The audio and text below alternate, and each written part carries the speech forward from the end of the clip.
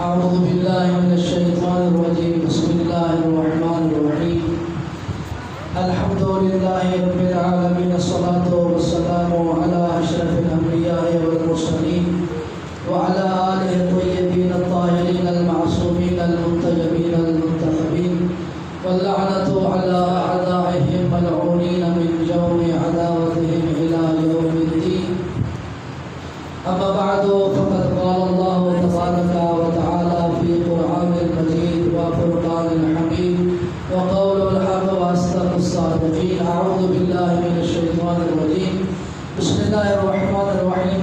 فمن حاجك فيه من بعد ما جاءك من العلم فقل تعالوا ندعو أبناءنا وأبناءكم ونساءنا ونساءكم وأنفسنا وأنفسكم ثم نبتهل فنجعل لعنة الله على الكاذبين. صلوات الجبل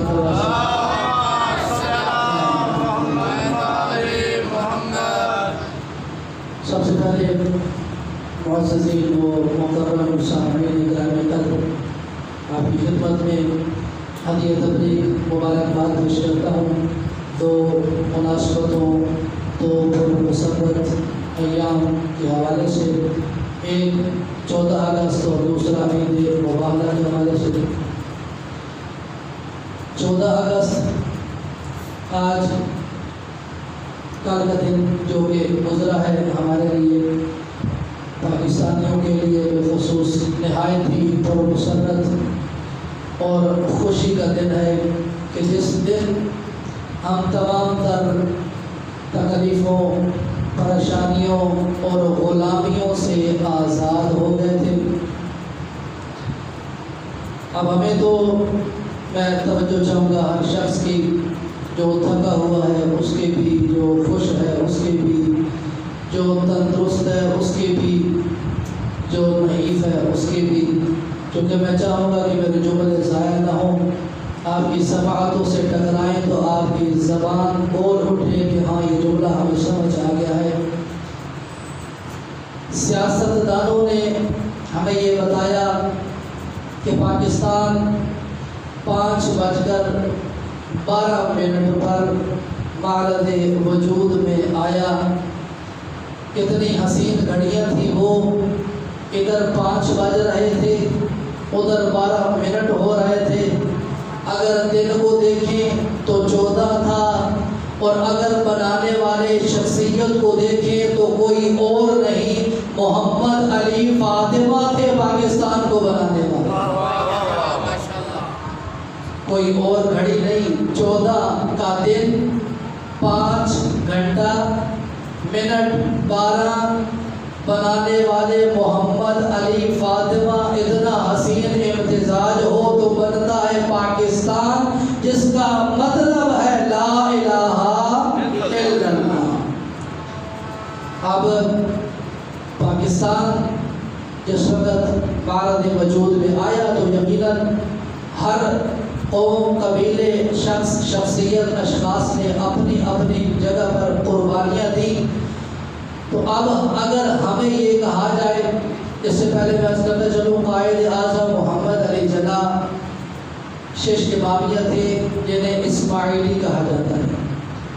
بعد میں 1911 میں انہوں نے بمبئی میں ایک جماعت تھی شیعہ اثنا عشریہ یا شیعہ 12 امامیہ کے نام پر، کہ اس میں انہوں نے اپنے فارم پر کیا، جس میں انہوں نے لکھا کہ آج کے بعد میں جس مذہب کا پابند ہوں وہ 12 اماموں کا مذہب ہے.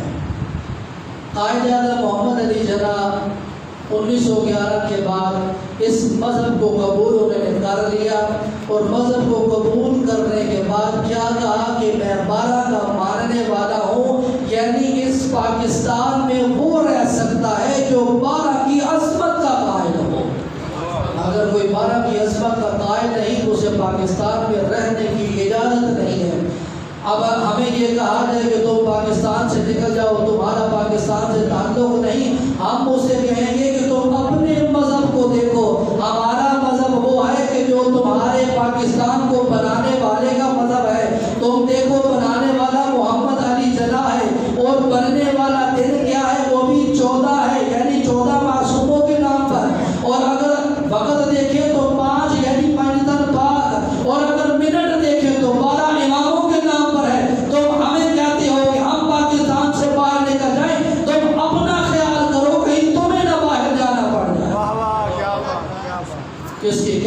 کہ ہمیں پاکستان سے نکال سکے۔ ایک وقت تھا کہ جس وقت پاکستان آزاد ہوا، پاکستان میں شیعہ 10% ہیں، اس میں کوئی شک نہیں، ہم اقلیت میں ہیں، 10% تھے، آج 10% سے بڑھ کر چونکہ اکثریت جو ہے وہ کنورٹ ہوئی ہے دوسرے مذاہب سے اہل تشیعوں کی طرف، آج 20% یا 25% کا جو فگرز ہیں پاکستان میں شیعوں کی تعداد۔ بہت سی قربانیاں دی، جیسے کہ میں نے آپ کی پروگرام کی، شیعوں نے بھی دی، باقی مذاہب نے بھی دی، بڑی قربانیوں کے بعد یہ پاکستان ہمارے حوالے ہوا، اور خدا کے متعلق اللہ کا شکر ہے کہ ہم اس آزاد ملک میں رہ رہے ہیں جس وقت محبت کرنا اپنے وطن سے یہ ایمان کا حصہ ہے۔ امام علی علیہ السلام سے بھی نقل ہے، رسالت امام صلی اللہ علیہ وسلم سے بھی نقل ہے کہ حب الوطن من الایمان، وطن سے محبت کرنا ایمان کا حصہ ہے۔ تاریخ میں موجود ہے کہ جس وقت رسالت امام صلی اللہ علیہ وسلم مدینہ میں تشریف لے آئے تھے، اس وقت رسالت امام نے یہ کہا تھا کہ بے شک میں مدینہ میں آ گیا ہوں، مدینہ کا نام پہلا تھا یثرب، میری وجہ سے اس کا نام مدینہ النبی رکھا گیا ہے، لیکن آج بھی مجھے مکہ کی وہ گلیاں یاد آتی ہیں جو کہ میرا وطن اصلی کون تھا؟ مکہ تھا، اس وجہ سے مجھے آج بھی اپنا وطن مکہ یاد آتا ہے، چونکہ اپنے وطن سے محبت کرنا ایمان کا ایک جز ہے۔ صلوات پڑھ دیجیے اللہ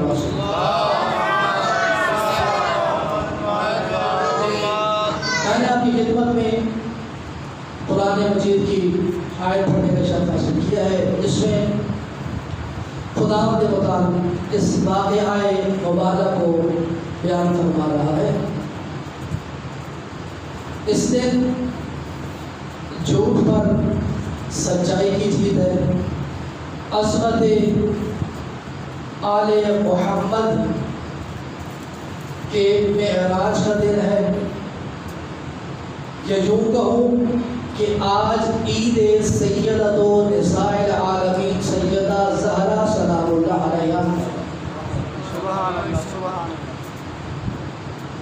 ظاہر سی بات ہے یہ نجرانی پہلے مشرکوں میں سے تھے، بعد میں عیسائیوں کی تبلیغ کی وجہ سے عیسائی بن گئے، اب اسلام کا بول بالا ہوا، ہر جگہ فتوحات حاصل ہوئی، رسالت پاک نے خطوط لکھے بہت سے ممالک کی طرف، بہت سے بادشاہ حکمرانوں کی طرف، ان میں سے ایک خط لکھا نجرانیوں کی طرف، عیسائیوں کی طرف کہ آؤ اسلام قبول کر لو۔ اب ادھر کیا ہوا، ان لوگوں نے آپس میں طے کیا کہ ہم چلتے ہیں، دیکھ کے تو آئیں آخر مسلمانوں کا نبی ہے کیسا، چونکہ ہماری کتابوں میں ہمارے علماء یہ بیان کرتے ہوئے نظر آتے ہیں کہ ایک نبی آخر الزمان، ایک آخری نبی خاتم النبیین تشریف لائے گا جس کی یہ نشانیاں ہوں گی، تو ہم چلتے ہیں ذرا دیکھ کے تو آئیں کیا واقعی اس کے اندر وہ نشانیاں ہیں کہ نہیں۔ اب جو وہ عیسائیوں کے بڑے بڑے علماء رسالت پاک کی خدمت میں پہنچے، آپ کو پتہ ہے سر کو برف سونے سے لدے ہوئے رسالت پاک کی خدمت میں پہنچے، مسجد نبوی میں داخل ہوئے، سلام کیا، رسالت پاک نے جواب دیا، لیکن منہ ان کی طرف نہ کیا، منہ پھیر دیا۔ کیوں؟ چونکہ ان کا جو حلیہ تھا اس کو دیکھ کر رسالت پاک کو اذیت ہو رہی تھی۔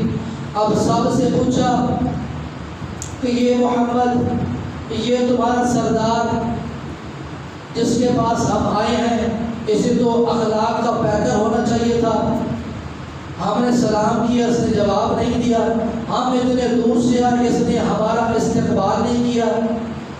سب سے پوچھنے کے بعد جب کوئی جواب نہ ملا تو آخر وہی دار نظر آیا کہ جو مشکلوں کی حالت میں مشکل کشائی کیا کرتا تھا، تو چلے دارے علی ابن ابی طالب پر امام علیہ السلام سے پوچھا، ہم اس حالت میں آئے ہیں، رسالت امام نے ہمارے ساتھ یہ رویہ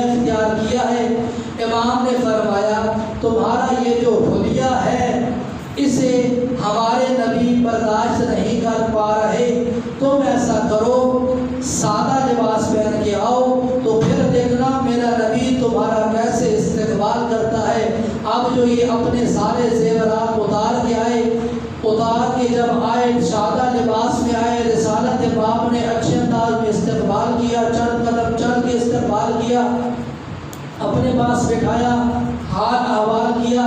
یہاں روک کر میں ایک جملہ کہوں گا، ہمارے نبی وہ ہیں کہ جو ان عیسائیوں کے جسم پر بھی سونے کو برداشت نہیں کر رہے۔ کیوں؟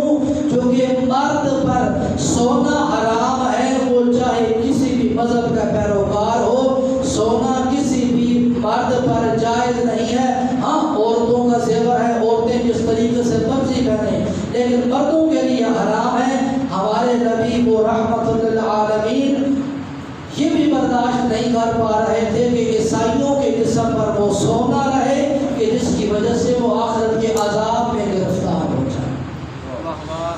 اب وہ سب رسالت باب خدمت میں بیٹھے، بہت سی گفت و شنید ہوئی، بہت سی بات چیت ہوئی۔ آخر ایک مدعا پر آ کر اٹکے، سوال کیا کہ تم حضرت عیسیٰ کو اللہ کا بیٹا کیوں مانتے ہو؟ جواب ملا، ہم اس لیے مانتے ہیں چونکہ ان کا کوئی والد نہیں ہے، ان کی فقط والدہ موجود ہے، لہذا جب جس کا والد موجود نہ ہو تو اس کا والد نعوذ باللہ نقل کفر کا باشد اللہ ہی ہوتا ہے، تو ہم اس لیے حضرت عیسیٰ کو اللہ کا بیٹا مانتے ہیں۔ رسالت باب نے کہا کہ اگر آپ کے پاس، میں اپنی زبان میں کہہ رہا ہوں کہ اگر آپ کے پاس ذرا سی عقل موجود ہو تو تاریخ میں دیکھیں، آپ کی اپنی کتب میں موجود ہے کہ تاریخ میں اور بھی ہیں جن کے فقط والد نہیں والدین نہیں ہیں، ان کی عصمت کا پھر کیا مقام ہوگا؟ جس کا والد نہیں اسے تم اللہ کا بیٹا مان رہے ہو، جو والد اور والدہ دونوں سے نہیں تو پھر اسے تم کیا مانو گے؟ اسے تو پھر عیسیٰ سے افضل مانو۔ اب ظاہر جواب کوئی نہ تھا، منہ بنا کر دل ملا کر اٹھے ادھر سے، کہا کہ ہم تمہاری بات، تم ہماری بات نہیں مانتے۔ چلے گئے اپنے بڑے پادریوں کے پاس، وحی نازل ہوئی کہ بلاؤ ان کو کہو اپنے بیٹے لے کے آؤ۔ ہم بھی اپنے بیٹے لے کے آئے۔ انہیں کہو اپنی عورتیں لے کے آؤ، ہم بھی اپنی عورتیں لے کے آئیں گے۔ انہیں کہو اپنے نفس لے کے آؤ، ہم بھی اپنے نفس لے کے آئیں گے۔ اب جب سب اکٹھے ہو جائیں تو ہم سب مل کر، تم بھی کرو ہم بھی کریں گے، کیا کریں گے؟ دعا کے لیے ہاتھ بلند کریں گے۔ اللہ جس کو بھی سچا مانے گا اسے بچا لے گا، جسے بھی جھوٹا مانے گا اس پر لعنت ہوگی اور ایسا عذاب ہوگا کہ اس کی نسل تک مٹ جائے گی۔ رسالت باب سے بھی روایات ہیں، خود عیسائیوں نے بھی قبول کیا کہ ان کے ساتھ مباہلہ نہ کرنا، چونکہ اگر انہوں نے بد دعا کر دی تو رہتی دنیا تک ہمارا کیا، ہماری اولادوں کے بھی نام و نشان مٹ جائے۔ واہ واہ کیا بات۔ ادھر یہاں پر ایک تھوڑی سی اصلاح کرتا چلوں، جو سو رہے ہیں ان کے لیے بلند آواز سے نعرہ حیدری جان دیں سب۔ میں تاریخ بیان کر رہا ہوں، یہاں پر کوئی اچھی تقریر تو ہو نہیں، لہذا کوشش کریں ذرا جا کے بیٹھیں۔ لفظ مباہلہ ہے، تو جو بہتر ہو، لفظ مباہلہ بولا جاتا ہے، بالکل غلط ہے۔ کیوں؟ کتاب یہاں پر موجود ہے۔ مباہلہ کا مطلب کیا ہے؟ مشارکت، مفاعلہ کے وزن پر ہے۔ دو بندوں کا آپس میں مباہلہ کرنا، مباحثہ کرنا، مقابلہ کرنا۔ مقابلہ اکیلے بندے سے نہیں ہوتا، مباحثہ گفت و شنید کرنا اکیلے بندے سے نہیں ہوتی۔ اسی طرح مباہلہ بھی، لفظ مباہلہ مفاعلہ کے وزن پر مباہلہ کہنا ٹھیک ہے، کیوں؟ چونکہ دو فریق ہوں گے تو یہ مشارکت کا معنی دے گا اور دو بندوں کا آپس میں مقابلہ ہوگا، لہذا کہیں بھی لفظ مباہلہ استعمال کریں، مباہلہ استعمال نہ کیا کریں۔ اب یہ حضرات سارے تیار ہو کر آ گئے، ادھر سے گلشن زہرا سے چلے رسول، گود میں اٹھائے ہوئے حسین کو، انگلی سے پکڑا ہوا ہے حسن، حسن مجتبی صلوات اللہ علیہ کو پیچھے جناب سیدۃ نساء العالمین چل رہی ہیں اور ان کے پیچھے جناب علی مرتضیٰ شیر خدا خیبر شکن فاتح بدر و حنین چل رہے ہیں. اب یہاں پر بعض یہ کہتے ہیں کہ آخر علی بن ابی طالب پیچھے کیوں چل رہے تھے. ممکن ہے ایک وجہ یہ بھی ہو کہ چونکہ حضرت علی بن ابی طالب غیرت کے پہاڑ تھے, وہ نہیں چاہتے تھے کہ کسی شخص کی نظر بھی زہرا کے قدموں پر پڑے. میں قدم زہرا پر اپنا قدم رکھ کے زہرا کے قدم کو مٹا دوں گا تاکہ کوئی دیکھنے والا یہ نہ کہے کہ زہرا کا یہ قدم ہے.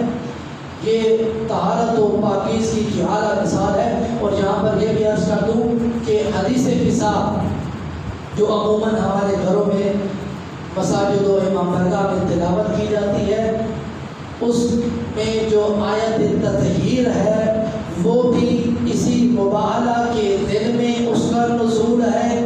اور حدیث قصہ کا جو پورا واقعہ ہے اس دن میں نے اردو میں آپ خدمت میں عرض کیا تھا کہ رسالت امام آئے, پھر جناب حسن, پھر امام حسین, پھر علی صاحب, پھر بی بی زہرا سلام اللہ علیہ اور چادر کے نیچے آئے. اس کے بعد جناب جبریل تشریف لائے اور انما یرید اللہ والی آیت کی تلاوت کی اور کہا کہ یہ اہل بیت ہیں, ان کے لیے دعا بھی کی. ان کا خون میرا خون, ان کا گوشت میرا خون, ان سے کوئی جنگ کرے گا تو اس سے میری جنگ ہوگی, ان سے کوئی صلح کرے گا تو اس سے میری صلح ہوگی. یہ پوری جو روایت ہے یہ مباہلہ کے دل کی روایت ہے. یہ حدیث قصہ آپ کی مباہلہ کے دل میں وارد ہوئی تھی, رسالت امام صلی اللہ علیہ وسلم نے یہ تلاوت فرمائی تھی. اب صاحب وہاں پر پہنچے,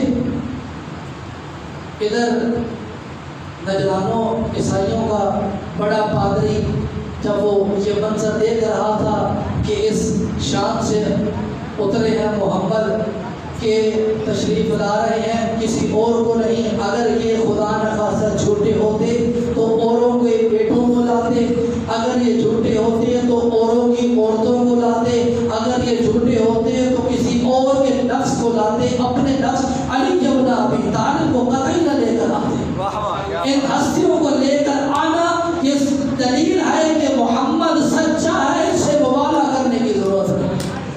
اب نجرانی بھاگ گئے, میدان چھوڑ کر چلے گئے. میں یہاں پر رک کر مسلمانوں کو آخری جملہ جو سوئے ہوئے ہیں وہ ایک دفعہ بیدار ہو جائیں اور گزارش کروں گا کہ وہ بیدار ہو جائیں. پیچھے نہ دیکھیں, سلوات پڑھی بلند آواز سے. آخری جملہ اور آپ کی ضابط تمام, آپ کے چاول ٹھنڈے نہ ہو جائے, آپ کی نیاز ٹھنڈی نہ ہو جائے اور آپ کے جو جوش جذبہ بلبلہ وہ بھی کہیں ٹھنڈا نہ ہو جائے. میں یہاں پر مسلمانوں کی طرف سے اور بالخصوص اپنے شیعوں کی طرف سے نجرانیوں اور ان عیسائیوں کا شکریہ ادا کروں گا, چونکہ وہ محسن ہیں ہمارے, ہمارا حق بنتا ہے ہم ان کا شکریہ ادا کریں. کیوں, کس بات کا شکریہ؟